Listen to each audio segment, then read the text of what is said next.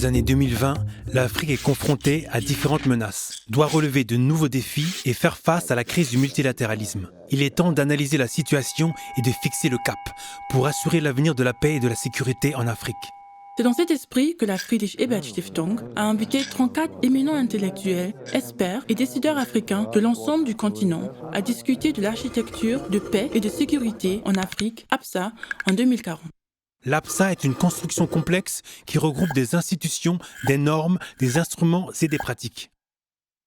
L'APSA compte 5 institutions. Le Conseil de paix et de sécurité, le Conseil des sages, le Système continental d'alerte rapide, la Force africaine en attente et le Fonds pour la paix. L'APSA est intégrée dans l'Union africaine. Elle collabore avec les communautés économiques régionales, CER. L'avenir de l'APSA a fait l'objet de discussions basées sur la méthodologie des scénarios afin de générer des histoires à la fois possibles et plausibles. Ces scénarios s'inscrivent dans un schéma le long de 2 axes qui correspondent à 2 interrogations majeures définies par les experts participants. Les États membres auront-ils la volonté politique nécessaire à la mise en œuvre de l'APSA ou non? L'APSA sera-t-elle aménagée pour répondre aux défis intervenant sur le continent ou non? L'emplacement des scénarios sur le schéma indique les conditions respectives dans lesquelles ils s'inscrivent. Regardons de plus près chacun des 4 scénarios. Premier scénario, une volonté politique mais aucun aménagement.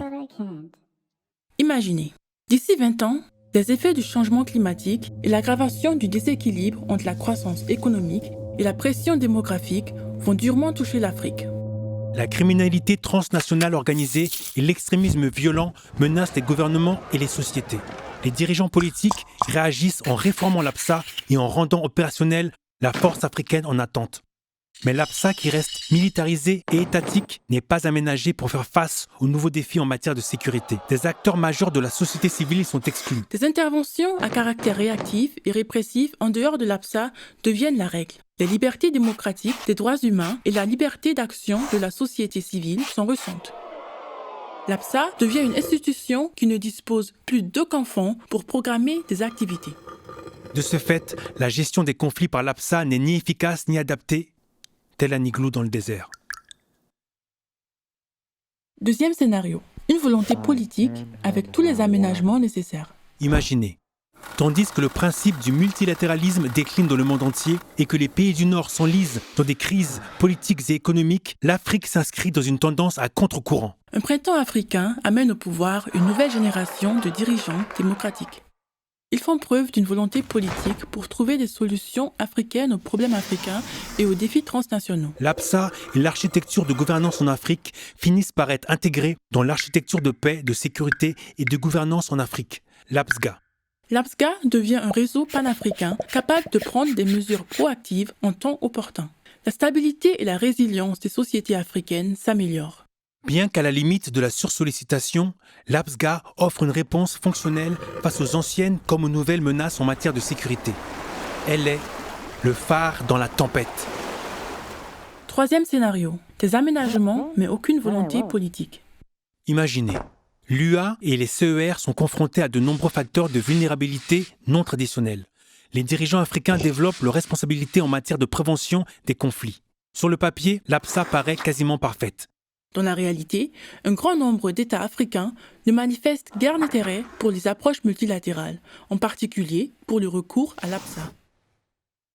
Quelques États membres et acteurs extérieurs tentent d'instrumentaliser l'APSA dans leur propre intérêt, ce qui entraîne la prise de contre-mesures et paralyse la structure. En réaction, certains États plus progressistes concentrent leurs efforts sur des CER fortes. Avec la société civile, ils œuvrent pour la prévention des conflits et la médiation. L'amélioration de l'intégration régionale entraîne une plus forte croissance économique. Mais d'autres États sont exsangues et cessent de prendre des mesures. L'extrémisme violent progresse, tout comme des interventions de l'extérieur. L'APSA n'est plus qu'une coquille vide. Elle pourrait fonctionner, mais personne n'y a recours. Tel un sanctuaire dans le ciel. Quatrième scénario. Aucun aménagement ni aucune volonté politique. Imaginez, le système mondial de plus en plus multipolaire se caractérise par un esprit de compétition plutôt que de collaboration. C'est aussi le cas en Afrique. Les dirigeants se concentrent sur la défense d'intérêts individuels et nationaux. Il n'existe aucune volonté politique d'améliorer et d'utiliser la structure de l'APSA. L'institution n'est plus fonctionnelle. Bientôt, une guerre éclate entre deux grands pays africains et remet en question la légitimité de l'Union africaine.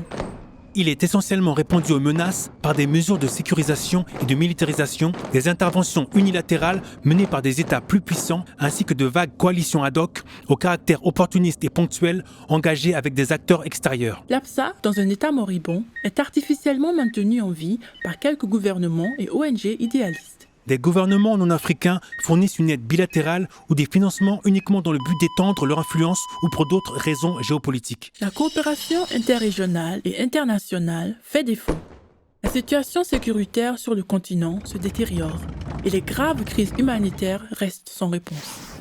La structure de l'APSA ressemble à une construction de notre temps, oubliée depuis longtemps. Un village abandonné. Ces 4 scénarios ne prédisent pas ce que sera le monde en 2040. Ils décrivent différentes pistes de développement qui influencent les décisions qui sont prises aujourd'hui et leur impact sur l'avenir de l'APSA. Comment gérer les défis non traditionnels en matière de sécurité? Comment ancrer les normes communes et en particulier leur mise en œuvre? Comment davantage impliquer la société civile et les parlements au sein de l'APSA? Telles sont les questions auxquelles il faut répondre. L'avenir de l'APSA dépend des décisions qui sont prises aujourd'hui.